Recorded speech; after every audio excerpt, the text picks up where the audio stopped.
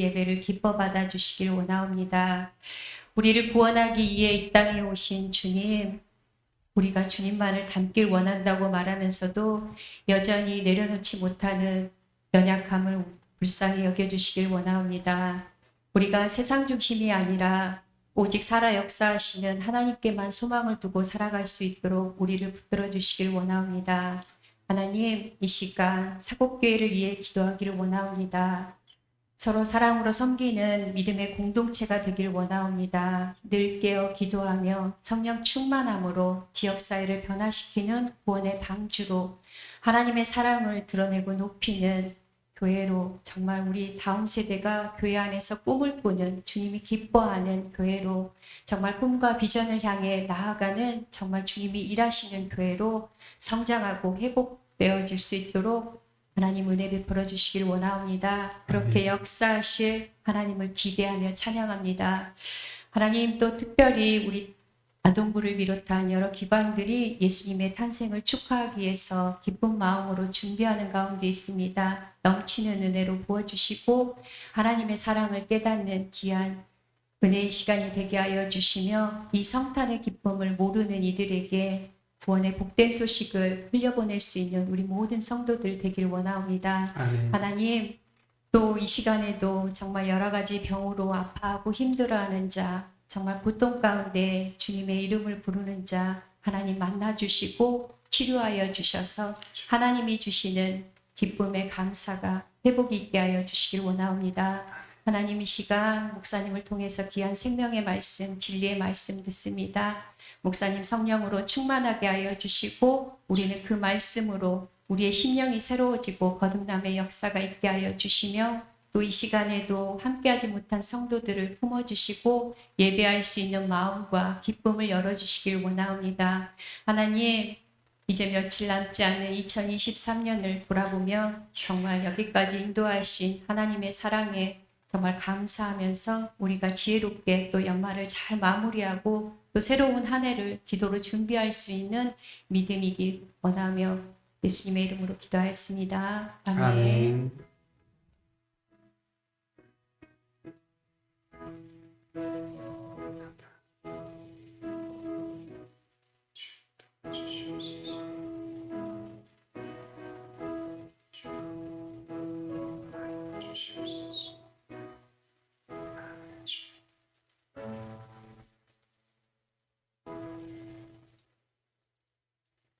우리 찬송가 우리 425장입니다. 우리 찬송가 425장 찬양하겠습니다.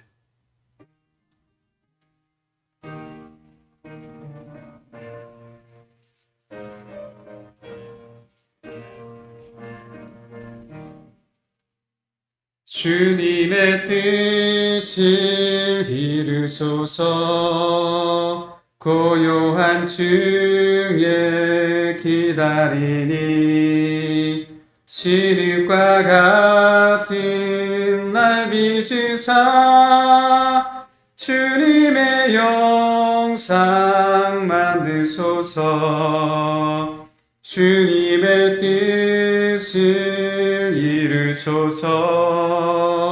주님 발 앞에 엎드리니 나의 맘속을 살피시사 눈보다 희게 하옵소서. 주님의 뜻을 이루소서. 병들어 몸이 피곤할 때 권능의 손을 내게 펴사 강건케 하여 주옵소서. 주님의 뜻을 이루소서. 온전히 나를 주장하사 주님과 함께 동행함을 만민이 알게 하옵소서. 아멘.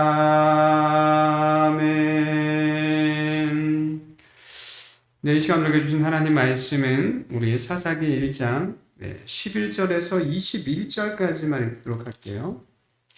사사기 1장 11절에서 우리 21절까지의 말씀.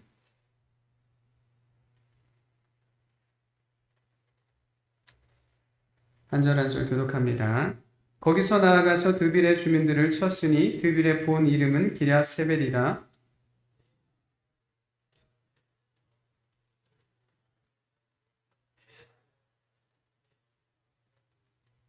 갈렙의 아우 그나스의 아들인 온니엘이 그것을 점령하였으므로 갈렙이 그의 딸 악사를 그에게 아내로 주었더라.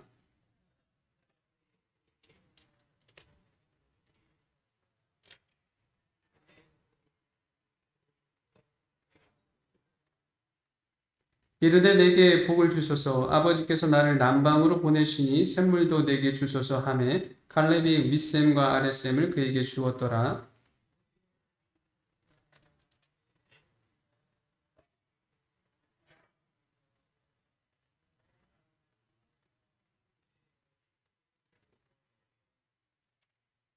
유다가 그의 형제 시므온과 함께 가서 스밧에 거주하는 가나안 족속을 쳐서 그것을 진멸하였으므로 그 성읍의 이름을 호르마라 하니라.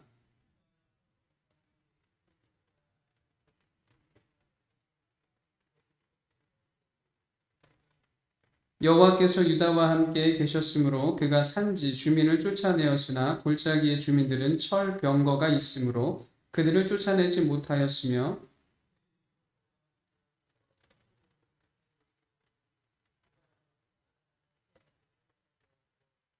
함께 읽겠습니다. 베냐민 자손은 예루살렘에 거주하는 여부스 족속을 쫓아내지 못하였으므로 여부스 족속이 베냐민 자손과 함께 오늘까지 예루살렘에 거주하니라. 아멘. 우리 지난주에 제가 이제 세 가지가 있다라고 이야기했잖아요. 한번 우리 그 사진 띄워주시겠어요? 자, 이 사진이 우리가 유다 지파가 계속해서 이제 남하하면서 베셋과 예루살렘과 헤르본 이렇게 하나하나 과정이에요. 드빌과 또 호르마의 과정. 이 지도를 이렇게 보면서 묵상을 보면 이것이 어떻게 보면 유다 지파가 어떤 땅을 차지하는 그러한 그 영역, 어떤 과정을 표시할 수 있겠지만 전 이 그림을 이렇게 보면서 느끼는 게 뭐냐면 이곳이 곧 우리의 삶의 자리라는 거죠. 우리가 살아가는 삶의 자리. 우리가 살아가는 삶의 자리에서 이러한 일들이 일어날 수 있다라는 거. 그래서 지난주에 제가 처음에 제가 이 그림을 보면서 이야기했던 게 뭐냐면 우리의 삶의 자리도 뭡니까? 치열한 싸움터라는 거잖아요. 그죠? 그래서 영적인 싸움터이죠. 그래서 전쟁이라는 건 뭐냐면 승리냐 패배냐 그거의 문제가 아니라 죽느냐 사느냐의 문제라는 거잖아요. 그만큼 전쟁한다라는 거, 우리가 영적으로 싸운다라는 건 치열한 거죠. 그래서 우리는 조금이라도 방심하면 안 된다라고 제가 그렇게 이야기했고, 우리 신앙의 여정은 끝날 때까지, 하나님이 부르시는 그날까지 우리는 여전히 싸움터에서 싸워야 하는 그런 상황이죠. 그리고 이 지금 유다 지파가 계속해서 이제 남하하면서 자신이 차지했던 제비뽑기로 해가지고 얻었던 그 땅을 다 차지하기 위해서 계속해서 이렇게 이제 남하하기 시작하잖아요. 그런데 남하하는 과정을 보게 되면 다 뭘 거쳐입니까? 그들과 대적하는 적들을 그렇게 만나잖아요. 그죠? 결국 뭐냐면 우리의 삶도 뭡니까? 끊임없이 뭡니까? 우리 앞에 적들이 있다라는 거죠. 믿음의 길에는 늘 방해물이 있다라는 거예요. 그러니까 우리가 믿음의 여정, 신앙의 여정을 걸어간다라는 건 뭐냐면 그냥 순탄한 길을 거는 게 아니에요. 우리가 뭐 여름 휴가 때라든지 뭐 어떠한 우리가 연휴에 어떤 뭐 가족들과 어디 멀리 놀러 간다라고 하는 것처럼 그렇게 즐거운 마음으로 놀러 가는 것이 우리 신앙의 여정이 아니죠. 평탄한 길로 가는 것이 아니라 우리 신앙의 여정 가운데 늘 우리가 넘어서야 할 적들이 있다라는 거죠. 그 적이 존재하는데 그 적들을 물리치기 위해서 반드시 우리에게 필요한 것이 뭡니까? 믿음이라는 것이잖아요. 우리 히브리서 10장 한번 띄워주시겠어요? 히브리서 10장 38절과 39절 말씀이 이거예요. 우리 같이 한번 읽어볼까요? 시작. 나의 의인은 믿음으로 말미암아 살리라. 또한 뒤로 물러가면 내 마음이 그를 기뻐하지 아니하리라 하셨느니라. 우리는 뒤로 물러가 멸망할 자가 아니요 오직 영혼을 구원함에 이르는 믿음을 가진 자니라. 아멘. 이게 지금 히브리서 기자가 지금 이야기하는 거죠. 우리 믿음이라는 건 뭐냐면 결국 뒤로 물러나는 그런 믿음이 아니죠. 세상과 타협을 하고 적당하게 여기 안주하고 그런 것이 아니라 우리의 믿음은 늘 뭡니까? 전진하는 거죠. 하나님의 약속이 있는 땅을 차지하기 위해서 계속 이 유다 백성들이 걸어갔던 것처럼 남아했던 것처럼 그 영토를 차지할 때까지 계속해서 멈추지 않고 갔던 것처럼 우리 믿음의 모습이 뭐냐면 계속 앞을 향해 가는 거죠. 우리의 표대는 어디에 있습니까? 우리 앞에 있어요. 우리 뒤에 있는 게 아니죠. 우리의 표대는 예수 그리스도잖아요. 그렇죠? 예수 그리스도께서 늘 우리에게 뭐라고 이야기합니까? 잠시 쉬어라 하는 게 아니죠. 내 안에서 쉬라고 했지. 내 안에서 쉬고 내가 너에게 쉼을 준다라고 이야기했지. 세상에서 너에게 쉼을 주겠다. 내가 세상에서 오는 부와 명예와 권력과 돈으로 내가 너에게 쉼을 주겠다라고 하지 않았어요. 그러니까 우리의 믿음은 뭡니까? 계속 주님을 향해서 주님이 계신 곳을 향해서 계속 가야 한다라는 것이죠. 그래서 우리는 뒤로 물러서면 안 된다라는 거죠. 그 믿음을 가지고 뭡니까? 우리 앞에 있는 그 적들을 계속해서 정말 싸워서 그 적들을 물리쳐야 하는 것이 우리 믿음이라는 것이죠. 그리고 이 세 번째, 지난주에 두 번째까지 이야기했는데 이 세 번째는 뭐냐면요. 우리의 신앙 여정에는 오늘 말씀에도 읽었지만 반드시 넘어야 할 산이 있어요. 우리에게는. 정말 우리가 반드시 넘어가야 할 산이 있습니다. 인생에도 우리 보통 많은 사람들이 인생에 대해서 뭐라고 해야 합니까? 인생에도 굴곡이 있다라고 이야기하잖아요. 때로는 뭐 넘어지기도 하고 때로는 뭐 올라가기도 하고 떨어지기도 하고 실패하기도 하고 이런 어떤 굴곡이 있는 게 뭡니까? 그 앞에 뭡니까?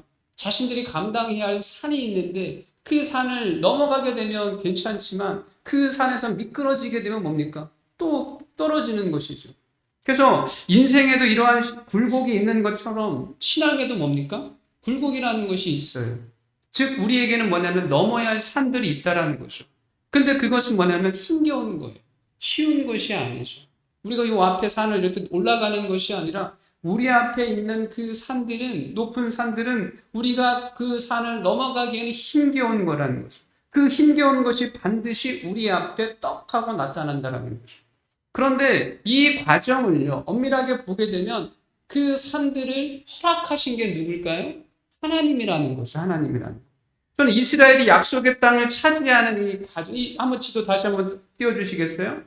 이 이스라엘이 이 약속의 땅을 차지하는 이 과정 자체가 이미 하나님께서 이스라엘 백성들에게 허락하신 수많은 산들이라는 거죠.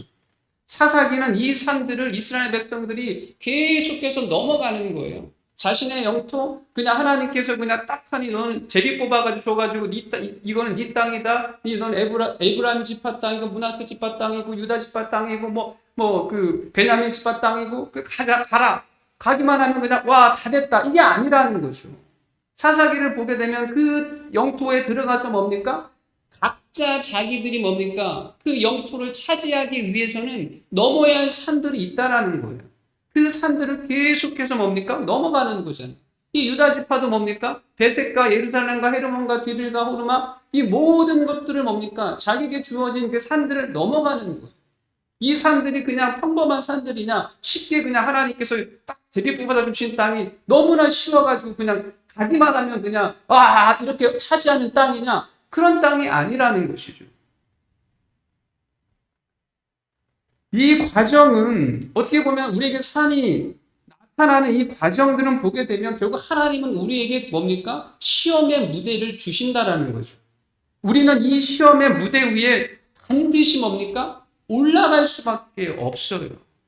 우리의 인생 신앙의 여정 가운데 시험이라는 건 시험의 무대는요 반드시 있다라는 거죠.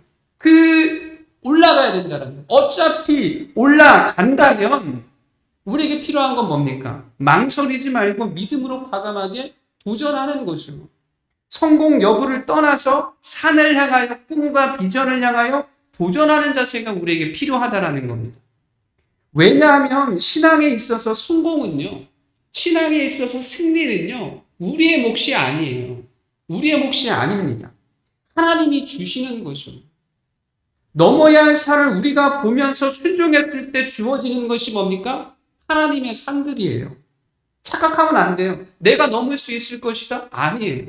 우리는 그 앞에, 우리 앞에 펼쳐진 산들, 이 유다 지파 앞에 펼쳐진 이 베색, 예루살렘, 헤르몬, 드빌이라는 산들은요, 그 산들이 펼쳐졌을 때 뭡니까? 가는 겁니다. 제가 어제도 첫 시간에 여호와께서 함께 하셨기 때문에 이 산들이 뭡니까? 정복되어졌던 것이죠. 넘어야 할 산을 우리가 보면서 순종했을 때 분명히 뭡니까? 그것 자체로만으로 뭡니까? 하나님 우리에게 승리를 주신다라는 것이죠. 오늘 한번 말씀을 자세히 한번 들여다보겠습니다. 오늘 이 11절을 보게 되면 유다가 지금 계속해서 남하하고 있는 거잖아요. 지도상을 보게 되면 유다 땅이 이제 저기 호르마트까지 쭉 펼쳐져 있는데요. 계속 남방 쪽으로 내려오고 있어요. 근데 지금 뜻밖의 장소를 만난 거죠.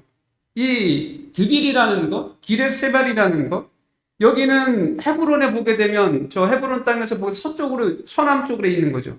서남쪽으로 위치한 성읍인데 이 당시, 고대 당시, 이 가나안 땅을 정복할 당시에 이 드빌이라는 이 지역은 전략적으로 아주 중요한 요충지였다라고 이야기합니다. 우리가 보통 전략적으로 국가적으로 국가의 어떤 영토적인 측면에서 전쟁의 측면에서 보게 되면 전략적으로 중요한 요충지라고 하면은 당연히 그 지역이 뭡니까? 허술합니까? 아니죠. 전략적으로 중요한 요충지라면 얼마나 이 드빌이라는 성이 견고한 성으로 구성되어 있는지 우리는 짐작할 수가 있죠. 그러니까 지금 유다 지파는요, 쉬운 그런 지역을 차지하는 게 아니에요. 어떤 힘겨운 싸움이 또다시 유다 지파 앞에 놓여진 것이죠. 지금까지도 계속 뭡니까? 베세기는 예루살렘이든 힘겹게 뭡니까? 달려왔어요. 이제는 좀 쉴까? 아니면 저들과 좀 이제는 좀 타협 좀 할까? 얼마나 많은 아도니 베색을 무찔렀던 것, 또 예루살렘과 헤르몬, 어느 정도 이러한 우리가 이 유다 지파가 내려오는 소리를 이 그 거민들도 들었을 텐데, 우리를 두려워할 텐데, 어느 정도 적당하게 저들과 한번 타협할까? 좀 쉬운 방법이 없을까? 그렇게 생각할 수 있는 상황이기도 하죠. 유다의 입장에서 보게 됩니다. 그러나, 이때 갈렙이 뭡니까? 뜻밖의 제안을 하잖아요. 어떤 제안을 합니까? 이 기럇세벨, 드빌을 점령하는 자에게 뭡니까? 내 딸 악사를 주겠다라고 이야기하죠. 이러한 제안을 한 것 자체가 뭡니까? 이 드빌을 점령하는 것이 쉽지 않다라는 거예요. 그리고 이 갈렙의 말은요, 그 시대적인 상황에 보게 되면 그 남자가 아내를 맞이하기 위해서는 아버지에게, 그 딸의 아버지에게, 그 여자의 아버지에게 엄청난 돈을 주어야 했습니다. 돈과 물질을 주어야 했죠. 그러나 갈렙은 뭡니까? 이러한 경제적인 대가를 요구하는 것이 아니라 이 드빌을 뭡니까? 점령할 것을 요구하잖아요. 우리가 사울왕이 다윗에게 자기의 딸 미가를 줄 때도 뭡니까? 블레셋 100명을 죽이라고 이렇게 조건을 내세운 거랑 비슷한 거죠. 이게 뭐냐면 그만큼 이 드빌이라는 지역을 점령하는 것이 쉬운 것이 아니라는 거예요. 저는 이 갈렙의 말을 저는 한 말씀을 준비하면서 묵상하면서 느끼는 건 뭐냐면 이 갈렙의 말을 한 개인의 목소리로 이해하는 것이 아니라 하나님께서도 우리의 삶의 자리에서 이러한 요구를 하신다라는 거예요. 우리 앞에 힘겨운 상황, 힘겨운 조건들을 넘어야 하는 우리만의 뭡니까? 드빌을 하나님께서 주신다라는 거예요. 그 앞에서 우리에게 명령하는 거죠. 저 드빌을 점령하기를 원한다라는 거죠.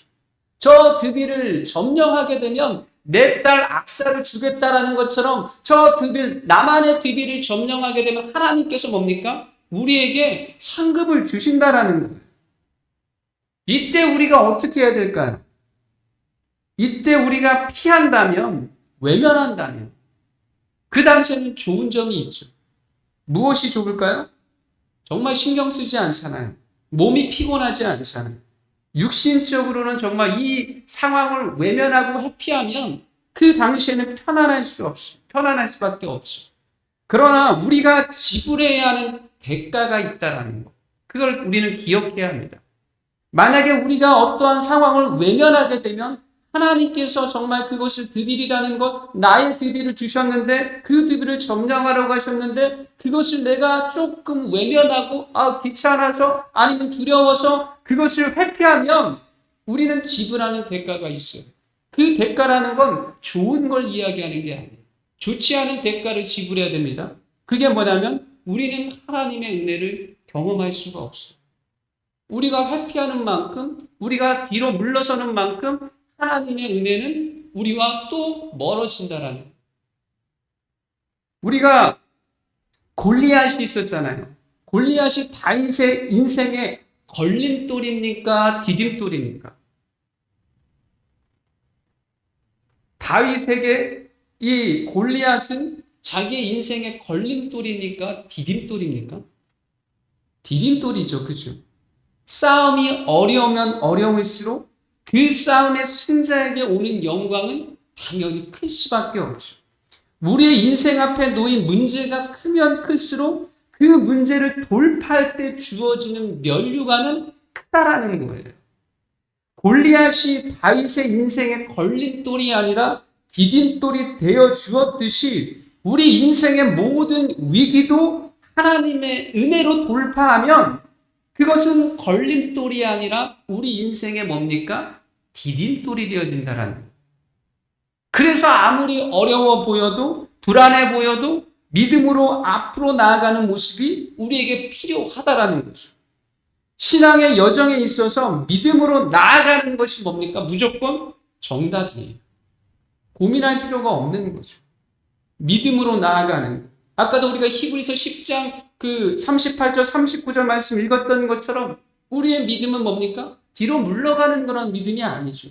계속해서 우리 앞에 있는 표대 하나님의 말씀이 있는 곳, 그 주님이 계신 곳을 끊임없이 나아가는 믿음, 앞을 향해 나아가는 그런 믿음이 필요하다라는 것이죠. 즉 하나님은 갈렙을 통하여 유다 지파에게 계속해서 앞을 향하여 나아가기를 원했다라는 것이죠.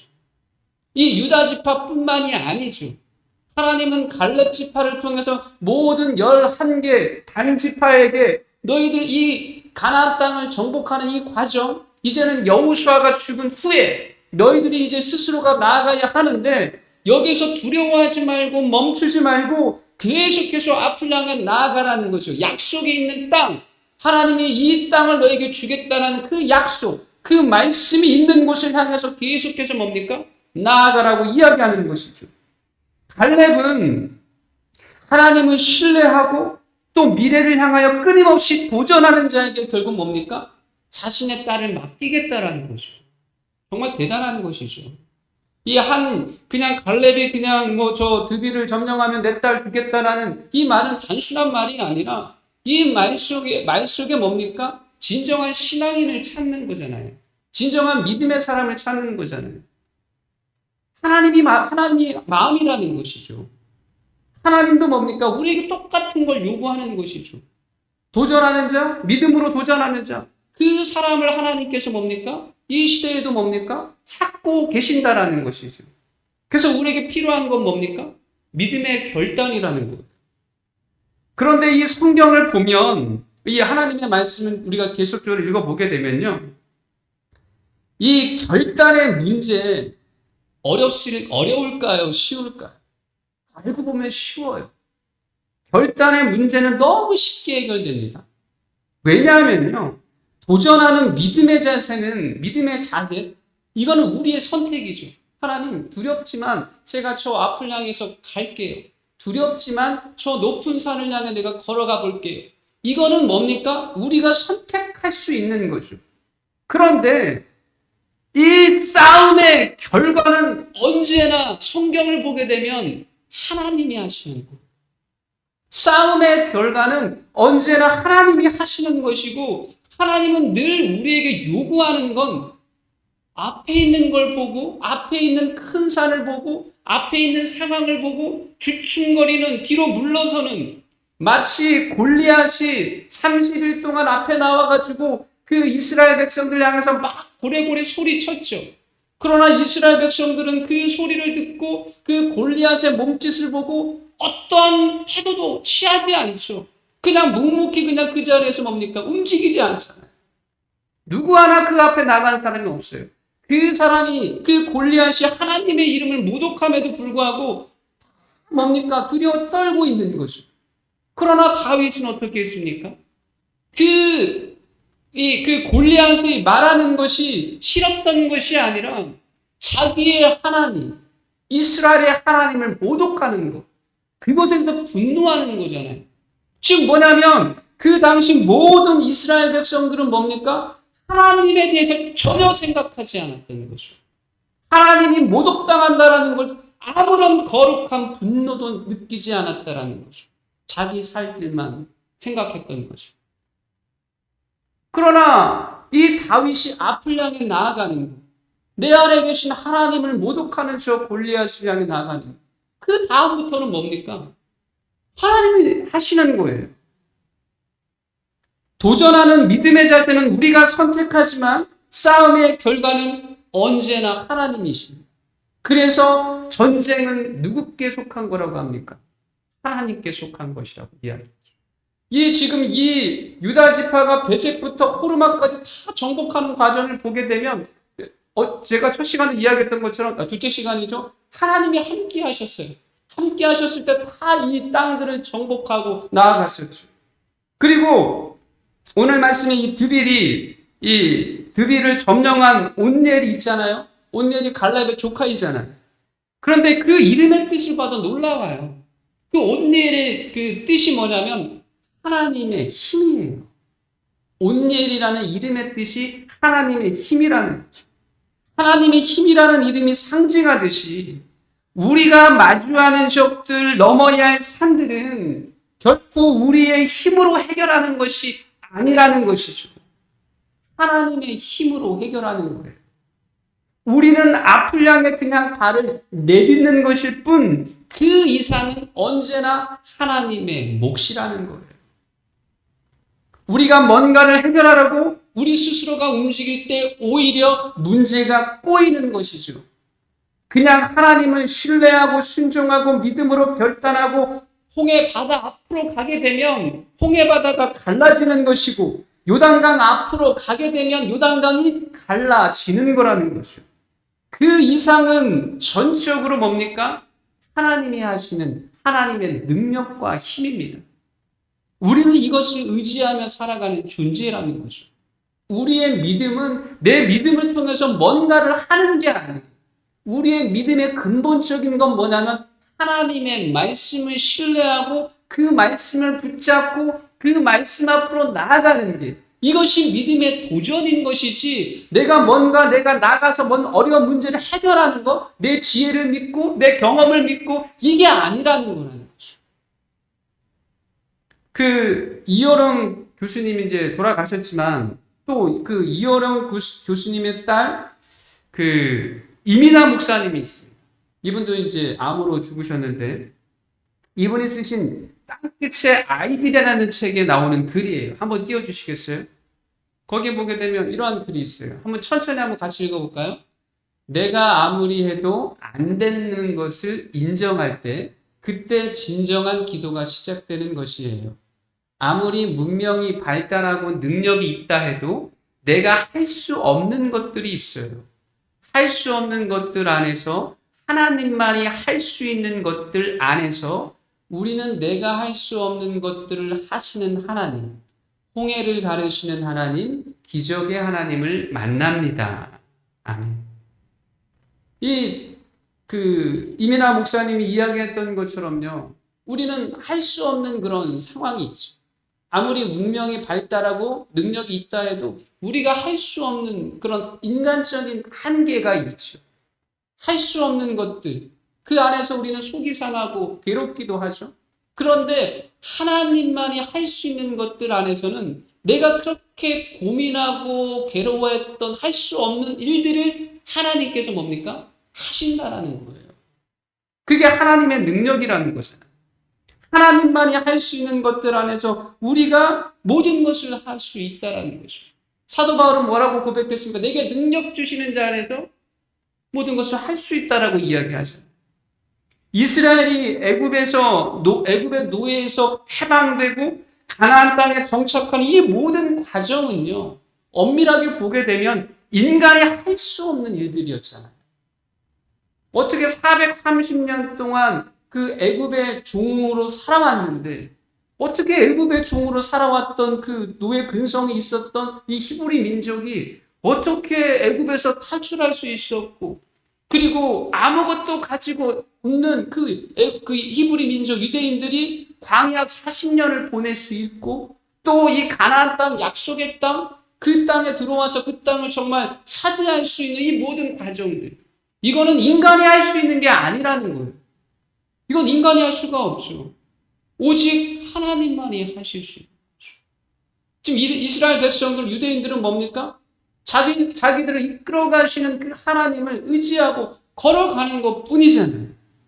오직 하나님의 능력과 힘으로 이스라엘이라는 나라가 완성되어진 것이지, 그들이 스스로가 나라를 세운 것은 결코 아니라는 거죠. 우리의 신앙 여정에 있어서 우리는 하나님의 능력을 신뢰하고 그 능력이 나타나기를 정말 소망해야 합니다. 하나님의 능력이 나타나면 그 사건이 뭐가 되는 거예요? 기적이 되는 거예요. 그리고 내가 간증자가 된다라는 것이죠.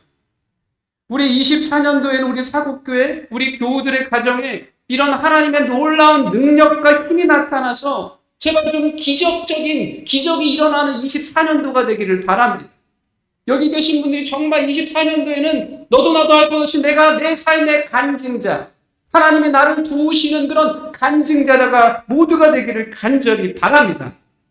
이를 위해서는 우리 앞에 있는 크고 작은 산들은 어떻게 합니까? 도전해야 돼요. 도망가서는 안 돼요. 회피해서는 안 됩니다. 가정에서도 우리가 넘어야 할 산들이 있을 거예요. 그렇죠? 우리의 가정들을 보게 되면 가정에서도 넘어야 할 산이 있을 거예요. 복잡한 삶의 문제들, 인생의 문제들, 부부간의 문제들, 또 자녀간의 문제들, 뭐 말 안 듣는 우리 자녀들, 또 직장에서도 뭡니까? 피곤할 수도 있을 거예요. 직장에서도 때로는 힘들 수도 있을 거고, 내가 이 일을 계속 해야 되나? 하고 싶지 않아도 또 가족들이 있고, 뭐 이런 여러 가지 막 그런 상황들 속에서 넘어야 할 부분들이 있겠죠. 또 직장 안에서 또 여러 가지 불편한 일들도 일어날 수도 있는 것이고, 또 우리 이 교회 안에서도, 우리 사국교회 안에서도 뭡니까? 24년도에 넘어야 할 부분들이 분명히 있어요. 뭐 구역 예배가 이제 2월 달부터 시작되는데, 뭐 구역 예배 보니까 뭐 예배 한다고 해도 뭐 두세 분 나오신다 그러고, 또 뭐 안 나오시는 분들도 있다 그러고, 이것도 우리가 뭡니까? 넘어야 할 부분들이, 어떻게 하면 나오지 않는 사람들, 우리 구역에 모이지 않는 분들은 어떻게 구역의 모임을 갖게 할 것인가? 또 구역장으로서, 인도자로서 어떻게 내가 이들에게 정말 그 구역의 목자로서 어떻게 꼴을 먹여야 될까 고민할 수밖에 없는 것이죠. 그러나 이 모든 것들이 뭡니까? 내 힘으로 하려고 하게 되면 너무 벅차요. 너무 버겁다고요. 내 힘으로 하려고 하게 되면 지칠 수밖에 없는 거죠. 내 힘으로 하려고 하게 되면 뭡니까? 결국은 타협할 수밖에 없어요. 너무 힘드니까 주저앉는 거죠. 타협이라는 게 좋은 의도가 아니죠. 그냥 적당하게. 믿지 않는 남편, 가족들이 신앙으로 온전하게 힘쓰지 않고, 직장에서는 일을 잘해야 할 뿐 아니라 그리스도인으로서 해야 할 사명도 있고, 교회 생활에서는 각자에게 주어진 사역들, 봉사들도 잘 해야 됩니다. 예배, 기도, 말씀 생활도 하나하나 뭡니까? 우리가 넘어야 할 산들이죠. 즉 우리의 신앙의 여정 가운데는 정말 크고 높고 낮은 모든 어떤 넘어야 할 것들이 너무 많이 있다라는 거예요. 전쟁터예요. 싸움터예요. 여기서 우리가 추춤거리면 안 된다라는 거죠. 그런데 이 모든 것을 우리가 받아들일 때 어떻게 받아들이냐? 내 힘으로, 내 능력으로 뭔가를 받아들이려고 하는 그런 자세라면 우리는 안 돼요. 우리는 무너질 수밖에 없죠. 내 힘과 능력으로 넘는 것 안 됩니다. 지칩니다. 우리의 힘으로는 안 됩니다. 세상의 힘도 아닙니다. 하나님의 힘과 능력이 필요하다는 거죠. 온니엘 안에 있었던 하나님의 힘, 우리 안에 부어지시는 하나님의 힘과 능력으로 우리가 움직일 때 거기에 놀라운 일들이 일어난다는 거죠. 우리가 기도할 때도 마찬가지잖아요. 기도할 때 내 힘으로 기도하려고 하면 어떻게 됩니까? 지치잖아요. 힘들잖아요. 그런데 하나님이 힘으로 막 밀어주실 때 우리 안에서 막 하나님께서 기도할 수 있는 기도의 입술을 열어주시고 내가 기도할 때 하나님께서 정말 성령님께서 부어주시면 3시간도 마치 3분처럼 7시간도 마치 30분 기도한 것처럼 그런 경험들을 하게 되잖아요. 하나님이 우리에게 힘을 부어주시면 정말 내가 할 수 없는 일들을 하고 그 뒤에 우리는 감탄할 수밖에 없는 거죠. 놀라울 수밖에 없는 거죠. 우리 내년에는 24년도에는 우리 모두가 이런 하나님의 능력과 힘이 내 삶에 움직이고 내 신앙에서 움직이는 것을 경험하시길 바랍니다. 우리 앞에 펼쳐있는 수많은 산들을 넘어가면서 그 넘을 때마다 하나님이 부어주시는 그 상급, 그 은혜를 우리가 취하는 그런 24년도가 되기를 간절히 바랍니다. 이 온니엘은 이 드빌을 점령한 후에 이 갈렙의 약속에 따라서 이제 그 악사를 아내로 맞았잖아요. 일이 이제 자연스럽게 순조롭게 풀려지는데 이 갈렙의 딸 악사가 갑자기 온니엘에게 이 14절을 보게 되면 그렇게 이야기해요. 악사가 출가할 때 그에게 청하여, 이 그에게는 온니엘이에요.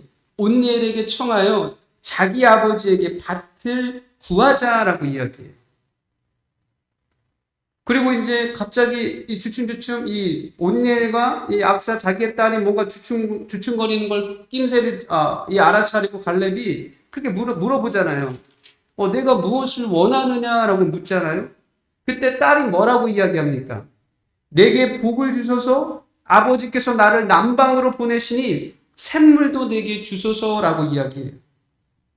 결혼하는 딸과 아버지의 일반적인 대화인 것 같지만 저는 이 말씀을 막 이리저리 묵상하면서 곰곰이 생각하면서 역시 갈렙의 딸이구나 라는 걸 느껴요. 갈렙이 어떤 사람이에요? 믿음의 사람이었잖아요. 그죠? 이 딸도 믿음의 사람이라는 거예요. 이 딸이 가는 이 악사가 가는 이 남방 땅이 어떤 땅일까? 16절 말씀 갑자기 모세의 장인은 겟 사람이라고 이야기하잖아요. 그게 왜 튀어나왔냐면 온니엘과 악사가 거주하는 남방 땅의 모습이에요.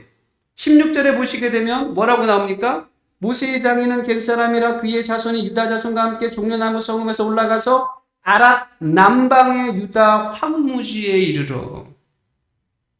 지금 온니엘이 정복한 드빌이라는 지역은요, 푸른 초원이 막 널려있는 땅이 아니라는 거예요. 젖과 꿀이 흐르는 그런 땅이 아니에요. 황무지가 많은 땅이죠. 사실 악사의 입장에서 보게 되면, 딸의 입장에서 보게 되면 이왕 비옥한 좋은 땅도 있는데 왜 하필 아버지는 나를 이곳으로 보낼까? 그런데 온니엘과 악사는 환경을 탓하지 않았다라는 거죠. 이게 중요한 거죠. 환경을 탓하지 않고 하나님의 말씀이 있는 곳이기에, 하나님이 주신 땅이기에, 그 땅에 어디에든 그것은 하나님의 말씀이 있는 땅이기에 그 말씀을 쫓아 그곳으로 가는 거라는 거죠. 악사가 아버지께 샘물을 요구하는 건 저는 이렇게 생각했어요. 이 황무지 땅에 가게 되면 그 속에 살다 보면 내 속에 불평과 원망이 올라올 수 있기 때문에 하나님 아버지에게 최소한의 조건을 지금 달라는 거예요. 이게 뭐냐면 아버지 당신 나를 이런 남방이라는 황무지 땅으로 나를 보내는데 그 말씀대로 하나님의 말씀대로 나는 그 환경 속에 거기서 거주하겠다. 정착하겠다. 단지 내게 조금이라도 숨 쉴 수 있는 샘물이 필요하다. 그 땅의 남방 땅에서 영원토록 거주하기 위해서는 샘물이 필요하다. 그 샘물 좀 달라라고 이야기하죠. 갈렙은 이 딸의 마음을 정말 알았죠. 이 황무지 땅으로 보내는데 그 딸이 그것에 대해 불평하지 않고 원망하지 않고 가겠다라는 거죠. 단지 샘물이 필요하다라고 했죠. 근데 아버지 갈렙은 어떻게 합니까? 그 딸의 마음을 아니까 뭘 줬습니까? 윗셈과 아랫셈을 줬어요. 그냥 놀라운 거죠, 이게. 아버지의 마음이죠. 기특한 거죠. 불평하지 않고, 원망하지 않고. 저는 이 악사가 보여준 신앙의 태도가 우리에게 필요하다라는 거예요. 정말 이 시대 가운데 필요하다라는 거죠. 우리의 삶의 자리는 어떻습니까? 완벽합니까? 우리의 삶의 자리는 정말 완벽해요? 우리의 삶의 자리조차도 뭡니까? 좀 부족하고 또 불편하고 답답한 것들이 늘 우리의 삶의 자리에 있잖아요. 내가 원하는 만큼 만족하지 않기 때문에 늘 우리에는 짜증이 나고 또 불평이 나오고 투덜투덜 원망하는 모습, 이런 것이 우리 안에 올라온다면 그것은 무엇의 문제일까요? 환경의 문제가 아니에요. 환경의 문제가 아니라 내 믿음의 문제라는 것이죠. 악사의 눈으로 보게 되면 우리의 믿음의 문제라는 거죠. 갈렙이 딸 악사에게 윗셈과 아랫셈을 주었던 것처럼 내가 원하지 않고 불평한 자리라 할지라도 내가 그것이 하나님의 약속이 있는 땅이라면 찾아갈 때 하나님은 우리에게 뭡니까? 윗셈과 아랫셈을 주신다라는 거죠. 즉 뭐냐면 나는 나쁜 환경이라고 생각하지만 곰곰이 하나님의 약속이 있는 그곳이나 그 자리는 우리가 찾아보면 하나님이 주시는 윗셈과 아랫셈이 있다라는 거예요. 감사의 상황들이 있다라는 거죠. 단지 우리가 감정적으로 싫어할 뿐, 피하고 싶고 짜증나는 것에 우리의 감정이 먼저 움직이는 것이죠. 하나님의 말씀을 보고 믿음으로 보게 된다면 그 불편했던 상황도 정말 내가 저기에 가야 하나? 내가 정말 저기 가서 정말 하나님의 일을 해야 하나? 하지만 하나님은 우리에게 늘 윗셈과 아랫셈을 예비해주고 있다라는 거예요. 신라권의 작가 밀턴은 소경이 되었습니다. 소경이 된 후 그는 두 개의 명작을 남겼죠. 신라권이죠, 신라권. 근데 그가 고백할 때 이런 고백을 해요. 육의 눈은 어두워 보지 못하지만 그 대신 영의 눈을 뜨게 되었으니 감사합니다. 소경이 된 후에도 그는 감사할 줄 알았다는 거죠. 이러한 어떤 악조건 속에서도 뭔가 그 상황에서 믿음의 눈을 뜨게 되면 하나님께서 뭡니까? 우리에게 더 큰 것을 준다라는 것이죠. 그래서 시련이 아무리 크다 할지라도 구원받는 모든 죄인들은 감사할 이유를 언제나 발견할 수 있다라고 이렇게 이야기합니다.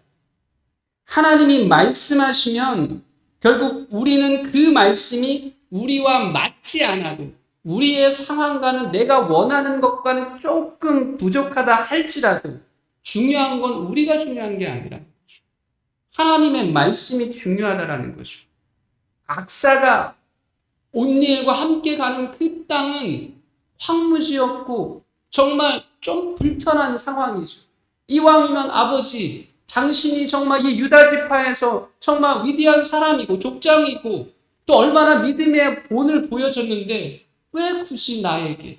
그것이 아니라 하나님의 말씀을 먼저 생각하고 그 땅에 내가 영원토록 거주할 터이니 주님, 아버지, 저에게 좀 샘물 좀 달라라고 이야기하죠. 하나님의 말씀에 적극적으로 순종하는 그런 믿음의 모습이 우리 시대에 정말 필요하다라는 거예요. 제가 말씀하시는 하나님이라고 설교 제목을 주었던 이유는 나머지 또 나오는 부분들을 보게 되면 다 말씀에 초점을 맞추고 있어요. 이 16절에 나오는 모세의 장인 겐 족속도요. 이 겐 족속도 하나님의 말씀에 근거해서 하나님의 믿음의 선에서 벗어나지 않기 위해서 이들 스스로 어떤 가나안 땅에 정착할 때 농경적으로 푸른 초원이 있는 것, 농사 지을 수 있는 땅으로 건 것이 아니라 거기에 가게 되면 우리 스스로가 현실에 안주해 버릴까 봐 우리는 유목 생활을 해야 된다고 그래서 우리는 일부러 남방 쪽으로 갔다라는 겁니다. 그래서 예레미야에서 보게 되면 이 겐족속을 하나님이 칭찬하죠. 왜냐하면 이 이스라엘은 끊임없이 내 말을 거절하고 말을 거절하고 법을 어기고 우상을 쫓아가지만 이 겐족속은 여전히 하나님의 말씀 안에 있다라는 것이죠. 또한 이 17절에도 보게 되면요. 17절 말씀에 보게 되면 유다가 그의 형제 시므온과 함께 가서 스밧에 거주하는 가나안 족속을 쳐서 그것을 진멸하였으므로 라고 이야기했어요. 이것도 뭡니까? 진멸하다라는 뜻을 보게 되면 정말 하나님의 뜻이에요. 신명기 20장 16절과 18절 말씀을 보게 되면 하나님은 이스라엘이 광야에서 방황할 때 일찍이 가나안 땅을 약속해 주시면서 그곳에 들어가거든 그 족속들을 진멸하고 호흡에 있는 자는 하나도 살려두지 말라고 말씀하셨죠. 유다는 이 말씀에 그대로 진행했어요. 그대로 순종했다라는 것이죠. 우리 시대에도 하나님은 우리들에게 여전히 뭡니까? 말씀하고 있다라는 거예요. 말씀하시는 하나님을 향해 우리에게 필요한 반응은 결국 그 말씀에 절대적으로 뭡니까? 순종하는 것이 필요하죠. 그 말씀에 순종하기 위해서 우리는 어떻게 해야 될까요? 영적으로 우리는 단순해질 필요가 있습니다. 단순해진다는 건 뭐냐면 우리의 생각과 감정을 내려놓고 말씀에 집중하는 삶의 모습이 필요하다라는 거예요. 신앙은 단순해져야 돼요. 하나님께만 집중해야 되는 거죠. 그런데 이것이 안 되는 이유가 뭘까요? 우리의 생각이 많아요. 우리의 생각이 많아요. 우리의 감정에 우리가 너무 치우칠 때가 있죠. 오늘 이 19절 말씀에 보게 되면 그 실패하는 모습이 나옵니다. 19절 말씀에 여호와께서 유다와 함께 계셨으므로 그가 산지 주민을 쫓아내었으나 골짜기의 주민들은 철병거가 있으므로 그들을 쫓아내지 못하였습니다. 지금 이게 19절을 잘 보세요. 완전히 웃긴 구절인 것 같아요. 마치 뭐냐면 여호와께서 유다와 함께 계셨으므로 이 말이 나오죠.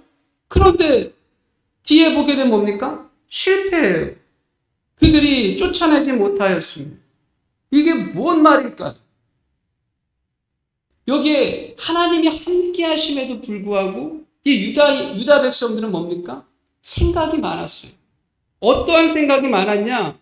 골짜기의 주민들은 철병거가 있으므로 이 골짜기가 원어로 보게 되면 에메크라는 건데요. 우리가 생각하는 것처럼 이런 계곡이 아니에요. 우리 백운산 가게 되면 막 이렇게 계곡이 있잖아요. 이런 계곡이 아닙니다. 이 원어로 보게 되면 넓은 평화지대예요. 계곡보단 넓어요. 거기에는 병거들이 막 왔다 갔다 할 수 있어요. 이런 우리가 백운산 맞죠? 백운산 그런 계곡이 아니라는 거예요.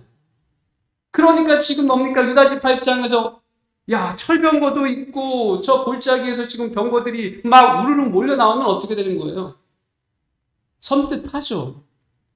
생각이 깊어지는 거죠. 생각도 나고 이걸 가야 되나 말아야 되나. 이제 여기까지 왔는데 그러면 또 감정도 올라오죠. 두려운 것이죠. 앞에는 하나님이 함께 하신다는 말이 구절이 있는데 이걸 잃어버리는 것이죠. 우리가 실패하는 근본적인 이유는 뭡니까? 말씀에 우리가 집중하지 않고 말씀에 실패하는, 말씀 붙잡는 거 실패하는 건 우리의 이러한 불안한 감정과 우리의 생각들이 많아질 때라는 거죠. 그래서 단순해지라는 거예요. 단순해져야지만 하나님의 말씀에 순종할 수 있다는 거죠. 그리고 아까도 제가 이야기했잖아요. 우리에게 필요한 건 순종하는 그때 그 찰나의 순간이에요. 그게 믿음으로 보시죠, 하나님은. 그 이상은 뭡니까? 하나님이 일하시는 거라는 거죠. 만약에 이 이스라엘 백성들이 아무리 그 철병거를 보았어도 뭡니까? 하나님의 약속이 있는 땅이기 때문에 말씀이 있는 곳이기 때문에 말씀을 붙잡고 그냥 걸어갔다면 상황이 어떻게 될지 모르는 것이죠. 하나님이 일하시기 때문에 전쟁은 하나님께 속한 것이기 때문에 하나님이 세워주시는 것이죠. 이것에 대해서 뭡니까?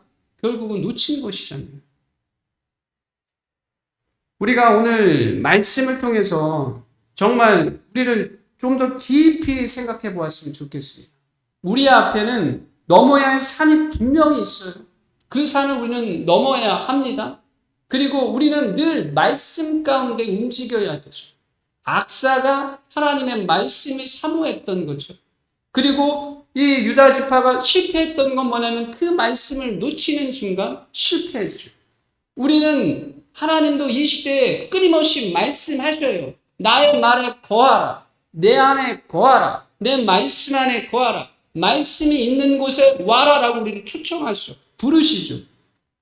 우리는 실패의 길로 거는 것이 아니라 정말 이 사사기 1장에서 나왔을 때 성공했던 그 장면, 말씀을 부여잡고 하나님과 함께하면서 성공의 그 길을 걸어갔던 그 아름다운 모습, 그 아름다운 길로 가는 우리 모두가 되기를 간절히 바랍니다. 우리 함께 잠깐 우리 기도하도록 하겠습니다.